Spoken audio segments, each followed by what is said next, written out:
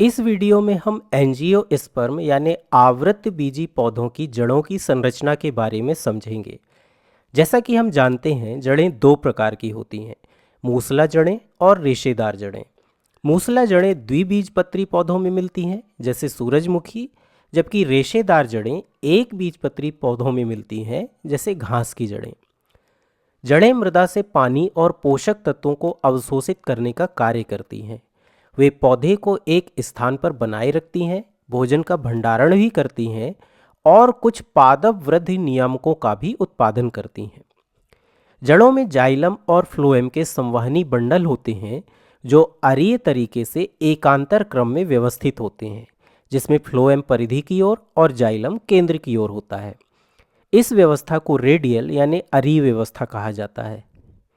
चलिए जड़ की आंतरिक संरचना को समझने के लिए हम जड़ की एक अनुप्रस्थ काट लेते हैं। इसके लिए हमें जड़ को क्षैतिज रूप से काटना होगा। इस चित्र में एक द्विबीजपत्री पौधे की जड़ के अनुप्रस्थ काट को दर्शाया गया है। तो सबसे बाहरी परत को एपिडर्मिस यानी बाह्य त्वचा या एपिब्लीमा यानी मूलीय त्वचा कहा जाता है। यह पेरेंकाइमी कोशिकाओं की एक परत से बनी संरचना होती है। इस परत में से कुछ कोशिकाएं एक कोशिकीय उभार के रूप में बाहर की ओर निकली रहती हैं, जिन्हें मूल रोम कहा जाता है।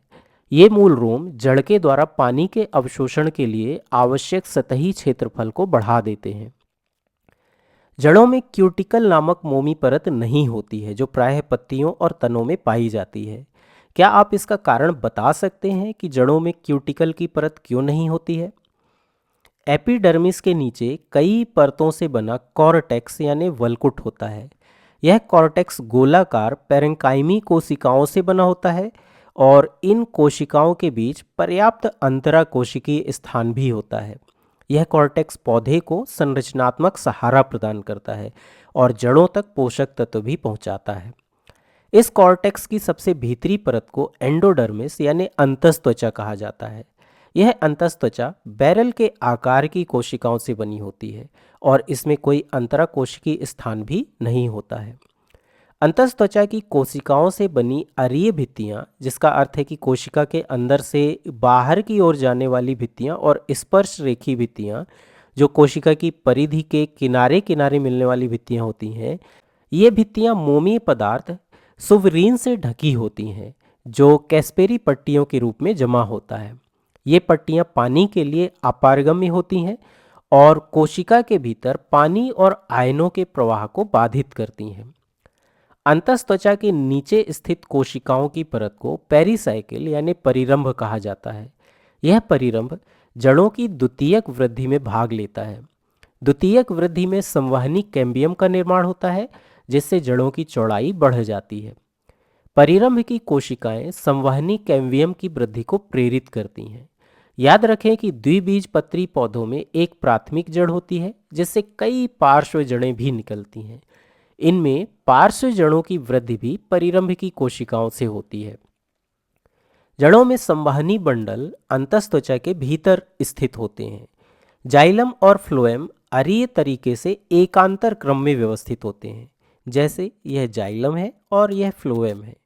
जाइलम में प्रोटोजाइलम परिधि की ओर स्थित होता है और मेटाजाइलम केंद्र की ओर स्थित होता है। प्राथमिक वृद्धि के दौरान पहले प्रोटोजाइलम बनता है और उसके बाद मेटाजाइलम बनता है। फ्लोएम परिरंभ कोशिकाओं के नीचे जाइलम के दो भागों के बीच स्थित होता है। जाइलम और फ्लोएम बंडलों के बीच मिलने वाले ऊतक को कंजक्टिव ऊतक कहा जाता है। द्विबीजपत्री पौधों की जड़ों में लगभग 2 से लेकर 4 तक संवहनी बंडल होते हैं। इस चित्र में आप 4 संवहनी बंडल, 4 जाइलम खंड और उनके बीच 4 फ्लोएम खंड देख सकते हैं। द्विबीजपत्री पौधों की जड़ों में पिथ केंद्र में स्थित होता है, लेकिन यह काफी छोटा और अविकसित होता है। यह पेरेंकाइमी कोशिकाओं से बना होता है और पोषक तत्वों को संग्रहित करने का कार्य करता है। इस प्रकार अंतस्त्वचा के नीचे की सभी कोशिकाओं को, जिनमें पिथ, परिरंभ और संवहनी बंडल शामिल हैं, इन्हें सामूहिक रूप से स्टेल यानी रंभ कहा जाता है। एक बीजपत्री पौधों की जड़ें द्विबीजपत्री पौधों की जड़ों से काफी मिलती जुलती हैं। यह एक बीजपत्री पौधे की जड़ का एक अनुप्रस्थ काट है। यह कई मामलों में द्विबीजपत्री पौधे की जड़ के समान है। जैसे इसमें भी एपिडर्मिस यानी मूलीय त्वचा की एक परत होती है और उसमें मूल रोम भी होते हैं। इसी प्रकार इसमें भी कॉर्टेक्स यानी वल्कुट कोशिकाओं की कई परतें होती हैं जिनके बीच अंतराकोशिकीय स्थान होता है। और इसमें भी सबसे भीतरी परत एंडोडर्मिस यानी अंतस्त्वचा होती है और उसके नीचे पेरिसाइकिल यानी परिरंभ होता है। लेकिन एक बीजपत्री पौधों की जड़ों और द्विबीजपत्री पौधों की जड़ों में कुछ अंतर भी होते हैं। जैसे एक बीजपत्री पौधों की जड़ों में द्वितीयक वृद्धि नहीं होती है, इसलिए एक बीजपत्री पौधों में परिरंभ की कोशिकाएं द्वितीयक वृद्धि में भाग नहीं लेती हैं। इसी तरह एक बीजपत्री में 6 से अधिक संवहनी बंडल होते हैं, जैसा कि हम इस चित्र में देख सकते हैं। यहाँ 1, 2, 3, 4, 5, 6, 7 और 8 बंडल हैं। इस प्रकार एक बीजपत्री में लगभग 6 से 8 संवहनी बंडल होते हैं। जैसे यहाँ 8 जाइलम बंडल हैं और उनके बीच में 8 फ्लोएम बंडल हैं। यह संख्या द्विबीजपत्री जड़ों की तुलना में अधिक है, जिनमें लगभग 2 से 4 ही संवहनी बंडल होते हैं। लेकिन द्विबीजपत्री की तरह एक बीजपत्री जड़ों में भी ये संवहनी बंडल अरीय तरीके से एकांतर क्रम में व्यवस्थित होते हैं। एक बीजपत्री जड़ों में पिथ बड़ा और सुविकसित होता है और द्विबीजपत्री जड़ों की तरह एक बीजपत्री जड़ों में भी यह पानी और पोषक तत्वों को संग्रहित करता है, लेकिन इनमें यह काफ़ी बड़ा और सुविकसित होता है। तो ये थे जड़ों के विभिन्न भाग और उनके कार्य।